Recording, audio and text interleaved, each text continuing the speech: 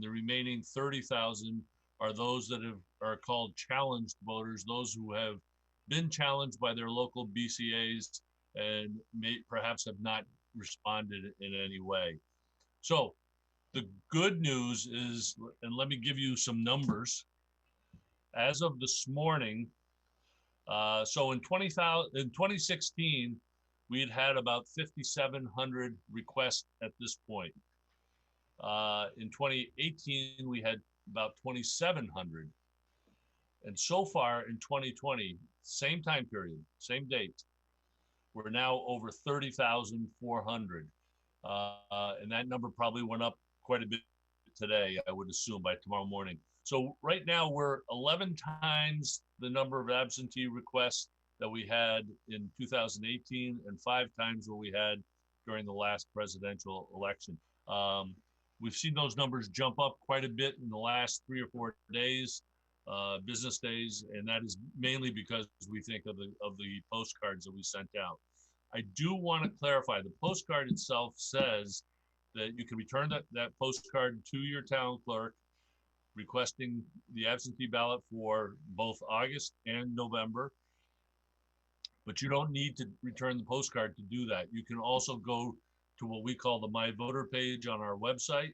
You just put in some particular personal ID information and you can get into your unique page where you can check to make sure that we have the correct address. You can find out who your town clerk is, how to contact your town clerk. You can get a copy of your sample ballot. You can actually request an absentee ballot through that, and you can also track your ballot when the order was received, when the clerk sent it out to you, and when the clerk receives it back. You can also email your town clerk. You can call their town clerk, or you can walk in the office and request your early ballot that way as well. So what we're trying to do, the only thing we're trying to do is provide options for voters to take away any barriers from that protect people from or prevent people from voting. We have a federal obligation 45 days before the election where we're supposed to get out, or actually our town clerks in conjunction with our office sends out any overseas and military vote ballots. And by design, they have to go out on the 45th day if we've received a request prior to that. I can report that I think 601 out of 604 went out on time. The other 3 went out, I think, Monday or Tuesday the following week, mainly because clerks were closed. Here in Vermont, we don't have necessarily 5-day-a-week town clerks. And I say that tongue in cheek. I mean, we have some town clerks that work a full 5 days. We have other town clerks who work maybe a half a day or a day of the week. And that's, because of the size of the community. Next week, we will start sending out a specific postcard to that 30,000 cohort of challenged voters to try to see if they would affirm their address or affirm that they still want to vote. And if not, we can remove them at that point. So we expect that on August 11th, we will have, last 2 years ago, we had 107,000 people vote. I'm going to go out on a limb here and say we'll probably have more than that this year. But I also will say that we'll definitely have more absentee and early voters prior to that election day. Typically, we have between 25 and 30%. We're already at 30%. So, it stands to reason that number is going to climb. And that's actually a good thing, obviously, and I hope everybody agrees with that. It is your right to vote, and we think everybody should vote. So that's the primary. The November election, which is on November 3rd this year, we're only making one change to the actual law itself, and that is to send out a ballot directly to all active registered voters on or about the last 2 weeks of September, or last week and a half of September, perhaps right around that time frame, which that is the 45th day, is around, I think, the 19th of September. So we'll be sending them out at that point. And these will be non-forwardable ballots. In other words, if someone has moved, it'll get sent back to the town clerk. The ballot themselves. Oh, one other thing on the primary votes. Let me just be clear. You're going to be receiving 3 ballots if you order, or whether you show up at the polls or whether you receive an early ballot, you will receive 3 ballots. You can only vote one. So it's a Republican ballot, a Democratic ballot, and a progressive ballot. You can vote one, and you have to put that into the certificate envelope. You have to print your name, sign under penalties of perjury that this person is you, and send that back to us. We will have identifying information on that certificate envelope, which is inside the main envelope. There's also a separate envelope for the 2 discarded ballots that you won't be using, and we must receive those back as well. This is all prepaid, so there will be no cost to the individual or to the towns. We're picking that up through federal Help America Vote Act money and some COVID-19 CARES Act money. So we can care of that off. We've taken that off the backs of the town clerks and municipalities. Back to the general election, we will be sending those ballots out and around the end of September. And we're really hoping that folks will take advantage of this. We are trying to drive down the in-person voting for obvious reasons. And the only thing we're considering doing is extending. We're not 100% sure. Current law says that you must return your ballot to the clerk's hands by 7 p.m. on election night. We're considering, and we'll be working with the post office and whatever to receive ballots that are postmarked on election day up to 3 days after.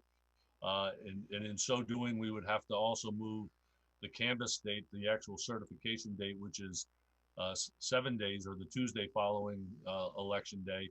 We'll move that out 3 days as well if we go forward with that. The problem we're trying to overcome is that a lot of these ballot envelopes, because they're metered mail, they don't necessarily have a postage stamp on it. So we wouldn't be able to tell when that thing was mailed. So we're trying to work that out with the post office. These are designated envelopes that we're using. In fact, all of the envelopes, well over 1 million envelopes, have been printed here in state at a local print house. And half the ballots are printed here and half are printed outside the state. And there's a reason for that. Both the in-state and out-of-state firms receive essentially the full file of the ballots. But they only print half. And the reason is it's part of our safety and security. But the reason is that should something like a Hurricane Irene or Hurricane Sandy hit in one area, we would still be able to get our ballots printed in another. So that's kind of a redundancy factor that we have in, but it's only half the ballots. The other half are printed here in state. We use Vermont vendors as much as we can. I'm just trying to think. That's really the only thing that's changing for the general election. And so there's been a lot of misconception about what's going on out there. The whole idea of this postcard that we mailed out that everybody should have received by now is essentially to help the town clerks and the local BCAs clean up their checklists a little bit further. Ours are in pretty good shape. I'm not going to be. I'll be the first one to tell you that there will be dead people on the voter checklist. Tongue in cheek, dead people don't call us up to tell us to take them off the list. So we have that issue.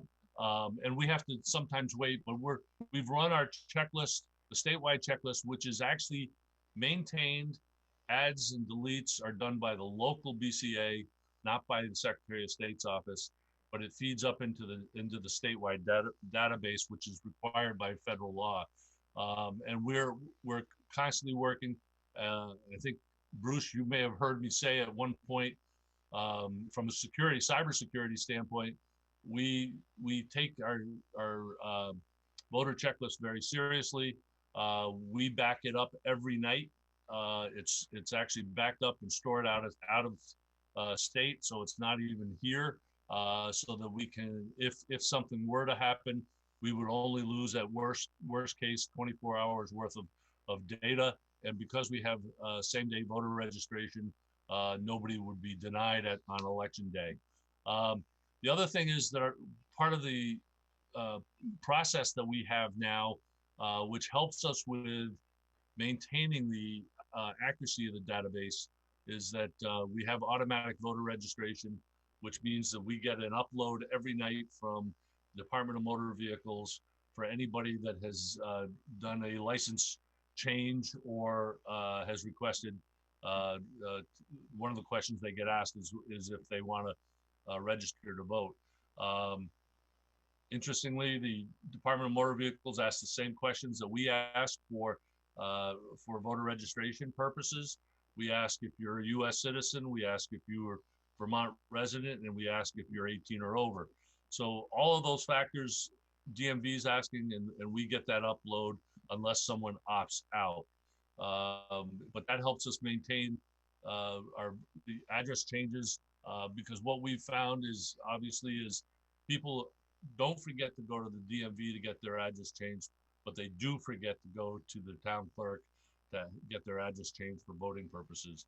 So this just helps us with that. And we're hoping that this card will help clean it up. And we know it is, because we've heard anecdotally from the clerks about that. And we will be we're having a meeting tomorrow with, I'm trying to think, about a dozen town clerks to discuss the directive that we have to issue as to how the election process will work.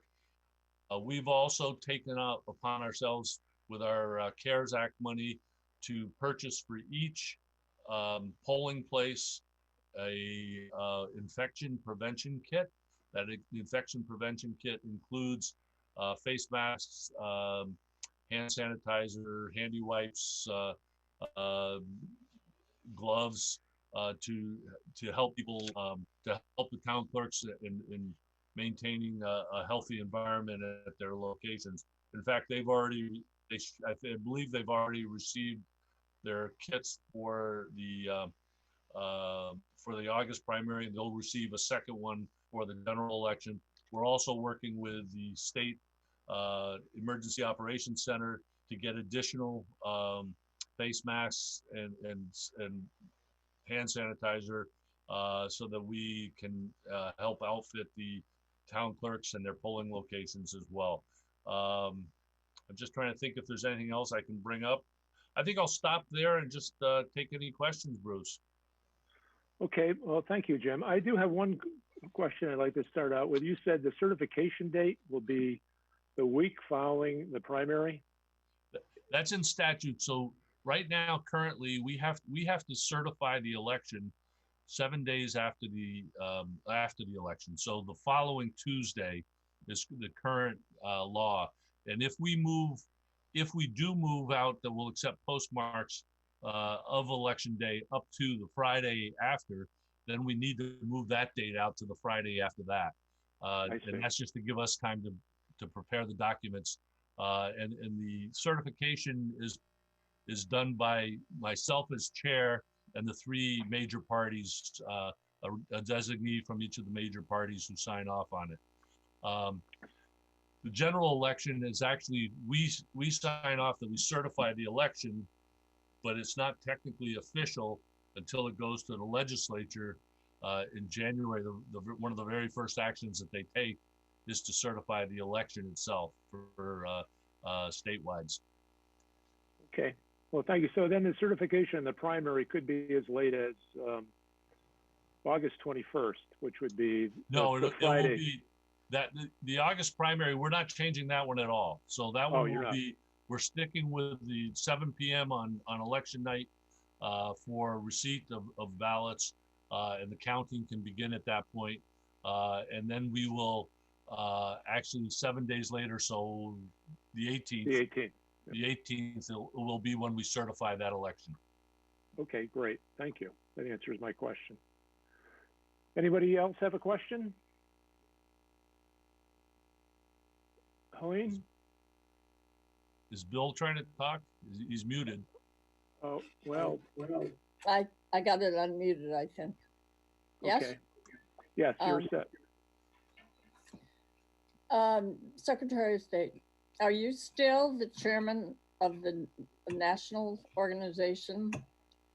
I am the immediate past president. The immediate past president. Well, I wondered what your take was. I'm thrilled that you have made it possible for people in Vermont to vote safely. But I wonder what your take is on where things are going to go nationally.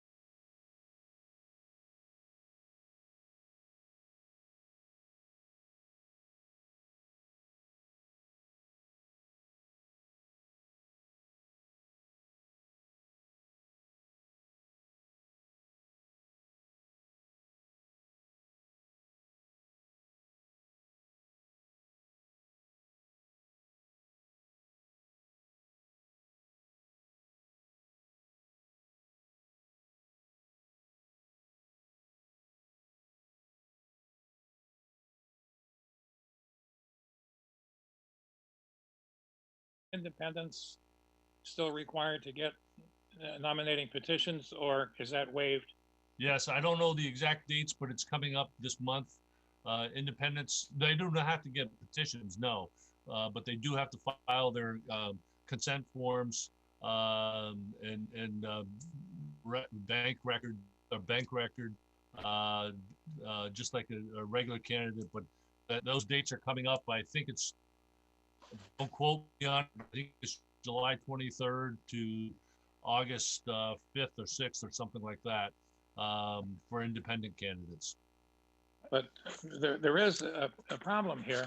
I mean, I'm 79, I'm a diabetic, I've had 2 heart attacks and a stroke, and my arthritis is so bad that I'm essentially wheelchair bound. So if the virus finds me, I mean, I just raise the white flag and say, okay, take me. So I'm not going to be attending any kind of in-person meeting. And I don't see how we can do this electronically if we're required to make the meeting accessible to folks who can't vote, because it's a meeting, not a caucus. And I don't know how we get around that conundrum. So Bill, as part of the COVID changes to the open meeting laws, there was the provision that allowed for electronic meetings to happen, and that would be the case. Would be that you just have to make a provision, whether it be a phone line or whatever that people can access. If they don't have a computer, they can access by phone, which I think Zoom already does. If you get the link for the Zoom thing, you also get some phone numbers that you can call into. And that's by design, is to make sure, we're not trying to force people to have meetings in person. What we're trying to do is provide avenues that would allow a meeting to occur, but allow access to that meeting as well. Yeah. Yeah. I just wanted to add here that the state party will be making its Zoom account available to any town chair for the Justice of the Peace nominations. Okay. And Kate Olney, who'll be speaking later, is one of the contact people that you can reach out to get the Zoom meeting set up. Excellent. Okay, thank you. Thanks, Bill. Any other questions?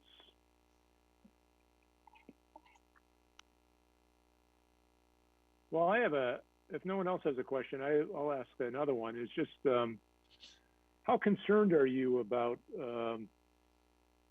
for lack of a better word, something fishy coming out of the administration, the Trump administration, in terms of trying to suppress the vote in November? Because I know a lot of people are very concerned about that, if we have a fair and open election, I think most people feel that Joe Biden will get elected. But, the concern is that something may happen that we can't anticipate or don't know, and that will be used to suppress the vote and maybe flip the election in a way that would be inappropriate and probably illegal. But then it would be a very serious constitutional question for the country. I will say that my colleagues on our side of the aisle are also concerned about that potential. And frankly, I think the biggest issue that we have is misinformation and disinformation, and that it really is a form of voter suppression. And by the president going out and talking about voter fraud, that mail-in voting is fraught with fraud, and that you can't trust the election. Well, first of all, the first thing I would say is it's easier to commit voter fraud than it is to, it's easier. Voter fraud is more difficult than voter suppression. Voter suppression is easy. And that's what we're seeing out there on a constant basis at this point. All this rhetoric about voter fraud, frankly, and ballot harvesting is another phrase that they use to talk about. They're talking about people going out and harvesting the ballots and looking at the ballots, opening up the envelopes, looking at the ballot and saying, okay, this one voted for a Democrat, we're going to throw her away. These are all concerns, but I will say that we are the National Association of Secretaries of State, along with the National Association of Election Directors, have started a campaign called Trusted Info 2020, and what we're trying to do. You're going to see a lot more of this going on, but we're telling people, don't believe what you see on Facebook and Twitter. Go to where you know the truth is, and you should count on talking to your town clerks. You should talk to your secretaries of state. They're the ones that know what's going on. They know the truth about these things. But it is a concern, Bruce, and I'm not going to lie about it. It's a real concern. But all this rhetoric about voter fraud and people shouldn't be voting and all that is a way of suppressing the vote, of causing people to think my vote doesn't matter and therefore I'm not going to vote, or they're afraid to vote, and that's I think is a real concern. I don't know what else to say. It's a concern, and we're watching out for it. Well, I will say that the National Association of Secretaries of State, while I was president, we did work with both Facebook and Twitter. Every Secretary of State across the country now has access to both Twitter and Facebook folks to be able to essentially take down a website or a Facebook post or Twitter post. The problem is, as everyone knows, you post something on Facebook, and by the time you actually get to see it, hundreds of thousands of people could have already seen it. But we have that capability now to go directly. We have contacts to contact immediately if we see something, and they can pull it down right away. So we have taken some steps. We are concerned about the Russians coming back at us again this year. We, in fact, Bruce, I know you have somewhat of an IT background, and we just completed a penetration test in anticipation of our upcoming elections, so that we feel really confident about what we have. Any vulnerabilities, and they pop up, as you know, they do pop up from time to time, but they've been corrected, and we will continue with the Department of Homeland Security weekly cyber hygiene scan that remotely looks at our systems to see if there's any open doors, and we will continue to monitor our situations as much as we can. On election day, both the primary and in the general election, we have a 50-state election day threat dashboard that we're all connected to, so that we can see if something's happening somewhere else in the country. So it's something that we are staying on top of and that we are concerned about. Well, great. Thank you. Really appreciate that. Any other questions? Hearing none? Okay, then, well, Jim, thank you very much. We really appreciate it.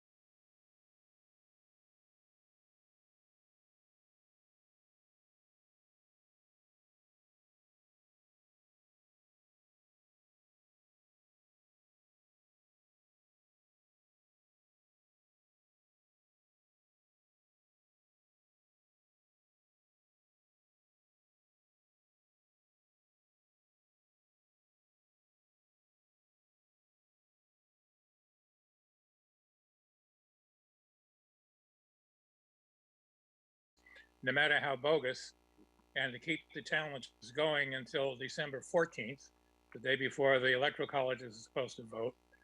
And with Barr and possibly a majority of the Supreme Court helping along on that, that would throw it into the House. And we say, oh, fine, we can win in the House. Well, no, we can't, because each state gets one vote, and no matter what the population. So Wyoming gets one vote, California gets one vote. Has nothing to do with the number of representatives there. It's one state, one vote. And that could result in a 26 to 24 Republican majority voting for Trump. Now, it may sound remote, it may be remote, but it would put a quasi-legal face on stealing the election, which might be all Trump would think he needed on that. So it's something to watch out for. And as having been a proud Vermont elector 8 years ago, I don't believe in the Electoral College, but it was sure nice to be on it at that point. And I think that's something we need to watch out for. I don't know how we combat it, but it's a real possibility.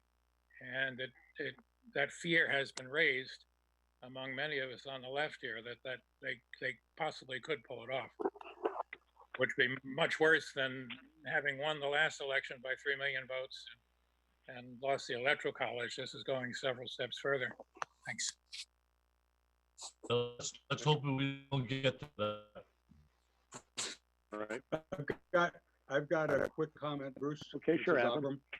Okay, just want to say, Mr. Secretary, that our postcard came in mail today, and we filled both of them out, and they're going back in the mail tomorrow. And thank you. You're welcome.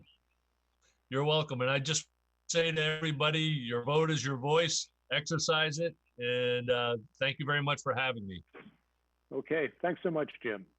Okay, for the next part of our meeting tonight, we're going to hear from our two new candidates for the State House, Joe Sabel Courtney from Stowe and Kate Donnally from Hyde Park.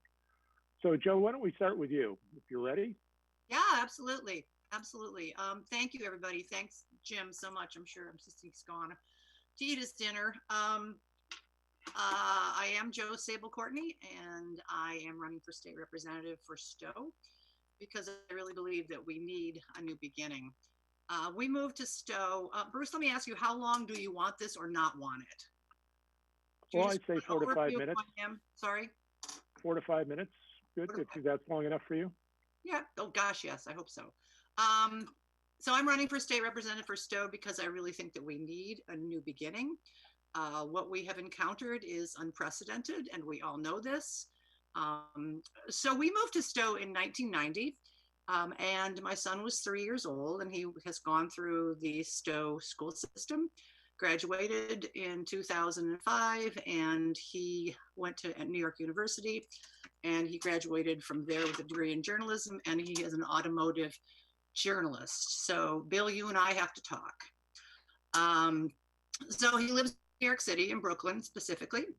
And from day one, we immersed ourselves in community. This is where we needed to be. My life was always very untraditional. We lived lots of places. My ex-husband was a golf professional, a PGA pro, so which meant we moved around quite a lot to experience other courses. I've lived in the Virgin Islands. I've lived in lots of states. And everywhere we went, we really weren't there long enough to really dig into our community. When we got here, it was magical. And we moved to a little house in the village in Stowe, and we immediately walked down the street to the Stowe Community Church. We joined, and I was recruited to start the little cherub choir, which I did. And there are a lot of young women out there from Stowe who participated in that, and I'm super proud of all of them. I was very involved in the church for quite a while, but most notably in Stowe, my involvement was in the performing arts and in the promotion of Stowe businesses around the world. With the performing arts, I co-founded the Stowe Theater Guild, which is still going after 25 years, yay, although there's no season this year. Performed on that stage many years. Again, it was a family affair, family doing lights, being in shows. That's the way that it works, and it's binding for the community. Proud to say we've got kids who are alums of that theater that are on Broadway in New York, working a lot of places. Again, so proud of that accomplishment for them. I was also the director of Stowe Performing Arts, the director of Music Festival of the Americas. I worked with the Stowe Tango Music Festival, and I've been on lots of arts boards around the state, and I'm currently on the Vermont Arts Council as a trustee and the chair of the Development Committee. When I was at Stowe Area Association, I was the international marketing and PR manager for them. Stowe Area Association, if you're familiar, is the destination marketing organization. And what a pleasure to sell Stowe around the world and to promote it, my hometown, for people to come to from all over the world. Spent a lot of time in Europe working with Discover New England here, organizations that promote Vermont, of course, state of Vermont, Vermont Tourism. I worked with them for quite a bit. And I developed a lot of relationships with not only press, media, but also with travel and trade, tour operators in contracting and bringing business here. When the recession hit in 2009, unfortunately, international tourism was eliminated. And of course, now it's kind of moot, and it's going to take many years to build that up again. But I'm hopeful because those folks stay longer and they spend more money for long haul travel. Also, when I was the Stowe Area Association, I co-founded with Dr. Patty O'Brien from UVM Hospital, the Stowe Weekend of Hope, which is also still running, which is great. And this is a celebration of life and learning for cancer survivors and those who love them. And it's award-winning, and it has brought people from all over the country to Stowe for free rooms and for free workshops. And it's really something to behold. In 2008, Bernie Sanders actually put this into the congressional record, which was an incredible honor as well. I also served as the library board chair and on the library board for many years. And most recently, I worked as a contractor for Cabot Creamery Cooperative, and I was their farmer's ambassador, which basically means I was in the Department of Gratitude, which is part of marketing. And they would send me all over the country to offer to nonprofits and volunteers to thank them on behalf of our farmers for their service, which meant I would show up and I would do what's known as a random act of cheddar. And I would make the connection with them, and we would put them in our database, and they were in our family. And we continue to support them in their efforts. And I did that for a number of years, also did a lot of events with them around the country. And I also did a lot of events in Stowe. Bill will certainly remember, I met Bill and Jan during the Antique and Classic Car Show and worked with what we called the car show guys, and great guys, and did some really good work with them as well. Politically, I actually, here's Bill again, went to an event at Bill's for Howard Dean many years ago.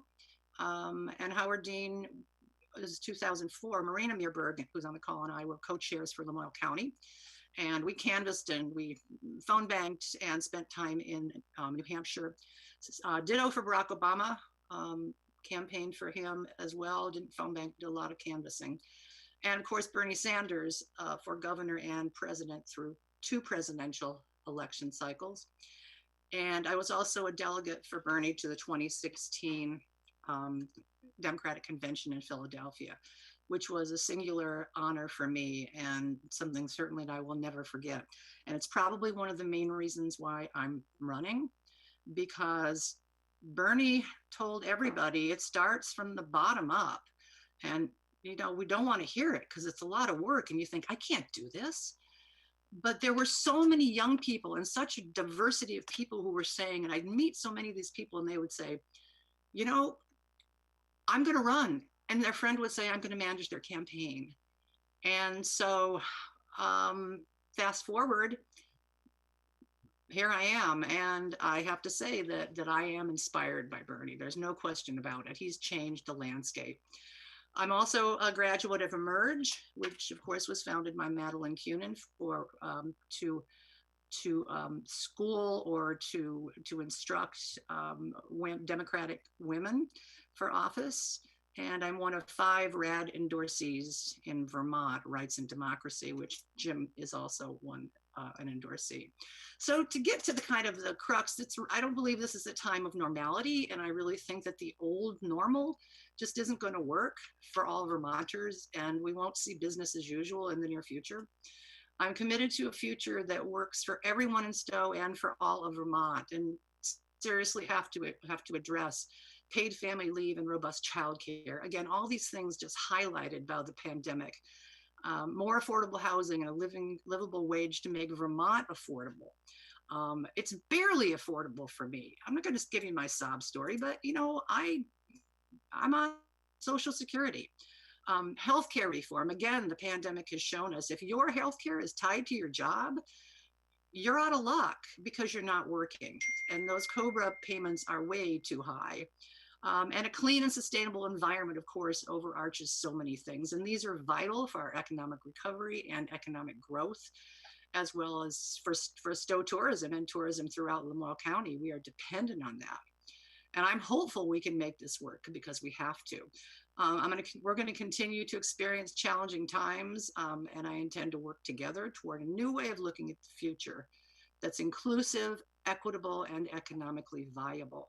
We can do this, and I have to tell you, I have to give a shout out to my compatriot Marina Meerberg, who's on this call, who ran very successfully in 2018. She came within 83 votes of the current incumbent. And Marina was outraised by her financially 2-to-1. So I ask for your support, and if you can donate or volunteer, we would love it. We're going to have some fun, especially if we can canvass. You know, if we can get out there and talk to people, that's going to make a big difference. So fingers crossed. And my website is joeforstowe.com. So thank you. I hope it didn't go too long. Thank you.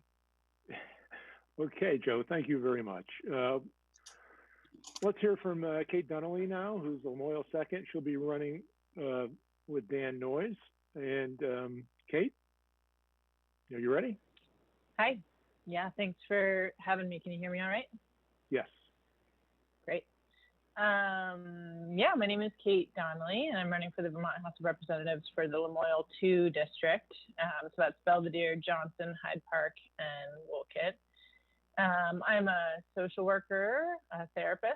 I'm a mom of 2 young children. I'm a Hyde Park resident, and also a born and raised Vermonter, which gives you some clout until people find out I was raised in Burlington, and then they say, oh, that's a nice place to visit Vermont from, and don't mention that on your campaign. So hopefully this is a safe space to say that. So about 6 weeks ago, just in the spirit of being transparent, this campaign was not on my radar. About 6 weeks ago, my wife and I were up to our neck in trying to work 2 full-time jobs while raising 2 young children during COVID times without childcare available.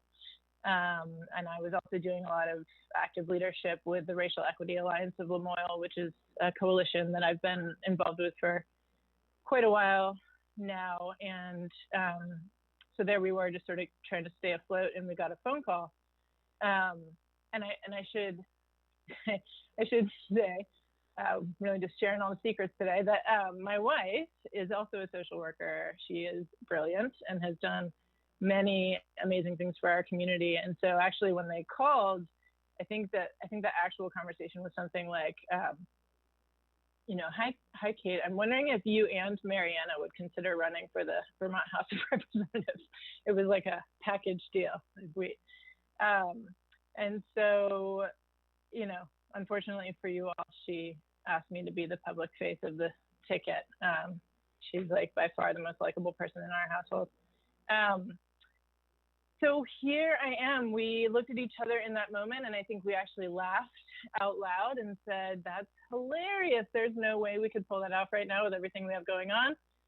Please tell us more about it. And then we took a really intense 36 hours, and we really sat with this question. For me, it was never a question of whether I would want to step into leadership on behalf of my community. I think that's a thing that I've been doing for some time. But, this is a different form of that. And I think we, given all the circumstances, really had to sit with it, and ultimately decided, yes, that this is exactly the time to step into leadership. And I will say it was a really powerful thing to sit with that question so intensely and so intently. And I think it gave us an opportunity to really reflect on what we felt was needed right now. And I think what we came to feels really central to my campaign, which is that I believe that always, but certainly right now, that we need leaders with a very specific skill set. I feel like we need people in leadership right now that can have really difficult conversations that can sit around a table of people from differing ideological perspectives and hold space for everyone at that table and know how to navigate those challenging conversations while working towards a common goal, but also ensuring that we're always centering the needs and the voices of those who are going to be most impacted by our decisions. I feel like we need people in leadership who can ensure that the voices of the most marginalized and vulnerable people in our community are heard. I think we need leaders who listen well and who recognize that, that it's an honor to take on this role and to serve our community, and that don't take that lightly. And so we sat with these things and we decided, I think this is a skill set that I have as a social worker, as a therapist, as someone who's been doing community organizing for some time.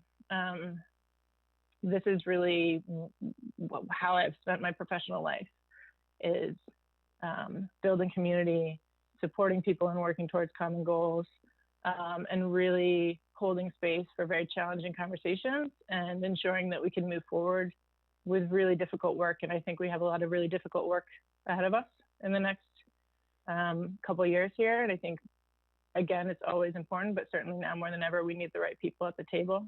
So I'll pause there for now. Happy to talk more, but that's me. Okay, well, thank you, Kate. Let's open up to questions. If anybody has a question, speak up. Any questions? So this is Marina. Yeah, and yeah. I have a question for both our candidates. First of all, I want to say thank you for running. It is awesome. I've run myself. I know it's a tremendous amount of work. It's challenging, but it's also tremendously rewarding. And I'm really happy that you're doing it.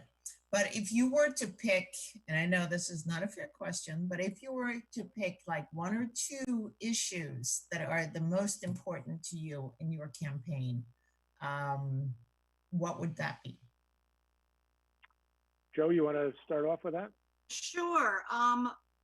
Affordability and affordable housing in Stowe and in Vermont is a huge problem. I mean, it underlies so many things. You can't afford childcare. You can't afford housing. If you can't afford housing, you can't afford healthcare if you need to pay for it. And if you don't have a safe place to stay, that's extremely difficult. So it's affordable housing, and we can figure that one out. There are a lot of creative solutions out there, and I think it's imperative. The pandemic has obviously made this worse as well. We have a lot of homeless people who need help. So, I know Marina wants me to say environment, and that's one too. But there's so much. But yeah, it's not a fair question, Marina. But you know how I feel, and it's an overarching affordability for everybody, inclusiveness. Okay, Kate. Yeah, so I think that's sort of like one of the sort of overarching themes of the campaign is, I have a deep love for this community that I live in, and I feel like in order for our community to be sustainable, we need it to be a place that people who are born here and people who come here can stay here and can sustainably live here. And obviously there's a wild list of things that I think would have to be addressed in order to really bring that future into reality. I think the three primary things that I am focusing on right now are the future of NVU, which is so central to the viability of our community. Universal access to high-speed internet, which, the COVID has laid bare what a massive equity issue that is. And the third is under and untreated trauma and addiction and the impact that has just on the fabric of our community. So I'll leave it there, but those would be sort of the three primary things that are front and center right now. Great, thank you. Anybody else have a question, comment?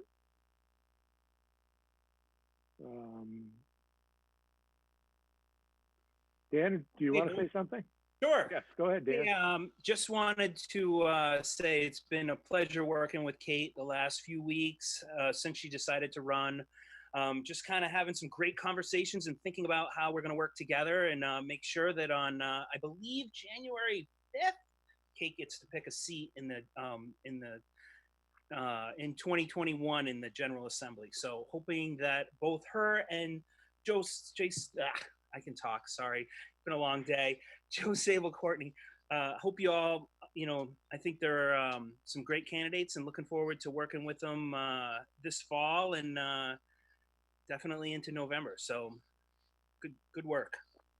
Thanks, Great. Dan, and it's always your input has been so important to me, and thank you. I'm still coming back to you, buddy.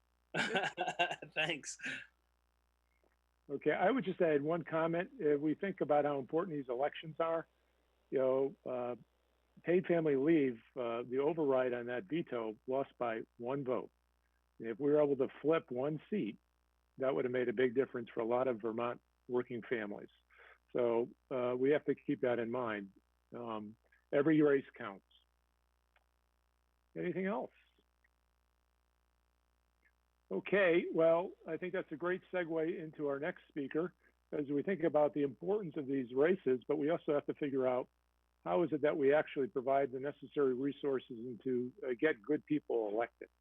So I'd like to introduce Kate Olney, who is the finance director for the state party. And she will be talking about a new program that the state party has called Power Vermont Blue. Kate? Oh, hold on. Okay. Can You're you all hear set me now, now? Kate. Yes. Okay, so I am on a landline. My Wi-Fi is down. Are you guys getting feedback? Or can you hear me okay? Okay, I'm getting feedback. So if I start getting tangled up in my words, you'll know that I'm hearing my own words come back. Thank you all for giving me the opportunity to be here. I have to admit, I'm probably the luckiest person in Vermont because every day I am inspired by all the people I get to meet. Kate and Joe, we are so lucky to have you. You guys are amazing. When my children were young, people would ask what their mom and dad does. And they would say, well, my dad's an attorney and my mom begs for money. So yes, I do. That is my job. I've done fundraising for many years, and I have the privilege to be with the Democratic Party. As you all know, we have had interesting times with COVID. We've had to cancel some of our bigger fundraisers. With conversations I've been having with a lot of our reps and senators, they too are struggling with fundraising. And as Joe and as Kate and as Bruce mentioned, it is more important than ever that we get good people, people that can go to the table, create the spaces to have some of these difficult conversations, because we're going to have a lot to figure out. And so I did come up with the Power Vermont Blue campaign. It's a grassroots campaign that is designed to build people power and resource power. The campaign is based twofold. One is to encourage people to volunteer. We all know that COVID has hit people in ways that none of us can even imagine, but they want to help. They want to help in a way that they can help. So Power Vermont Blue is reaching out to people, asking them to give a couple hours a week, get on the phone, remind people to get their ballots in, all of that fun stuff that can lead to victory in November. The second part is the resource part, and that's the part where, yes, I get my title as I beg for money. That part is primarily with the Dem Club, and many people don't realize this, but the VDP does have a monthly sustainers group called the Dem Club. And what we're hoping is to inspire people to give $5 a month, $10 a month, $3, whatever they can do, so that we can build up the infrastructure at the state party to support our candidates. We've recently hired a data manager that helps all of our candidates with lists and how to navigate Van. We've also hired a digital organizer that does a lot of our digital ads and text messages, and I guess probably all the harassment most of you are starting to get frustrated with, but it works. We also hired an organizing director. Obviously, we have our communications director. So we have big infrastructure that really needs to be supported so we can push out our voters to vote and to vote Democratic this season. The other thing I wanted to mention for Lamoille, you are 4th in our contest right now for Power Vermont Blue. We do have a wonderful opportunity for people in Lamoille. If you are willing to donate, you can designate 10% of your contribution to Lamoille County. And if you win, you can get 25% of Lamoille County's donations to the Dem Club will go back to your Democratic county. So I encourage you to join if you can. If you know someone, ask them to join or ask them to volunteer. We need all hands on deck. Thank you, Kate. Could you tell us what it means to win? You mentioned Oh, if what we does it win. mean? Sorry. Okay, good question. So right now we have a contest between all of the counties, so all 14 counties. And for those counties that can bring in the most Dem Club members based on the amount of registered voters they have in their county, the percentage of that, the highest percent, they win first place. And if you weren't first place, you get 25% for a full year of reimbursement from those donations. And then if you're second place, it's 15%, or excuse me, 20%. And then third place is 15%. So when you go to what is it again? vtdemocrats.org/dem, DEM, you can sign up for the monthly program, and then you can designate where you want. You can sign up for county committee, and it'll go right to Lamoille County based on the county that you live in. Great, thank you. Thank you. We have any questions? And it's good to see a lot of VAE folks out there. Hi, Dan, Jan, Bill, familiar faces. Yes, sorry, Joe. That's okay. So I'm on the Vermont, I'm already a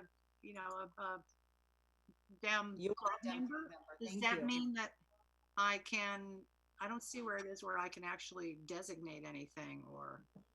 I'll double check, Joe. I think you already did designate for county, but if you didn't, I will send you an email, and I just need your permission to change that. Yes.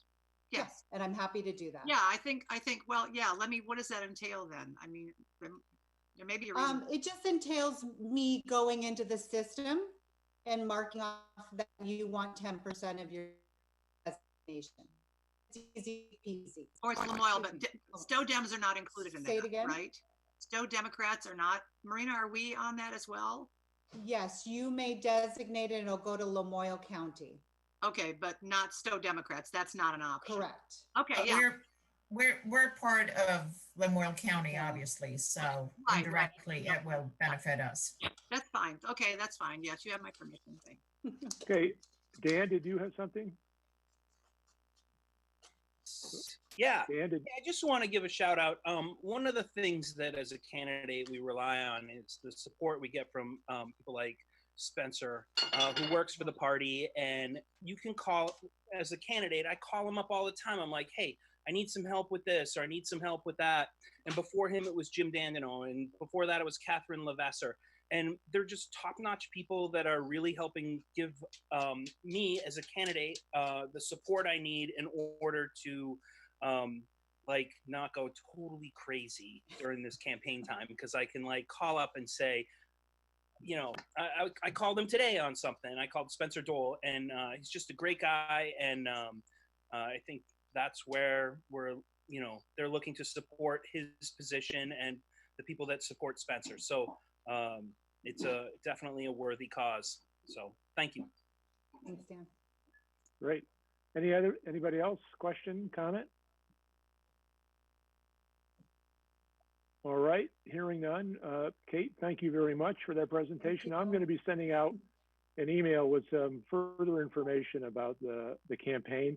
Probably send that out tomorrow to everybody. So look for that in your email box. Kate, thanks a lot. Thank you. This concludes the broadcast section of our meeting. And so we will no longer be live streaming after this, and we're going to go to have a short business meeting. So you can stay on if you want, but it's not necessary unless you're a county delegate. Okay. I think we're all set. Let me just finish.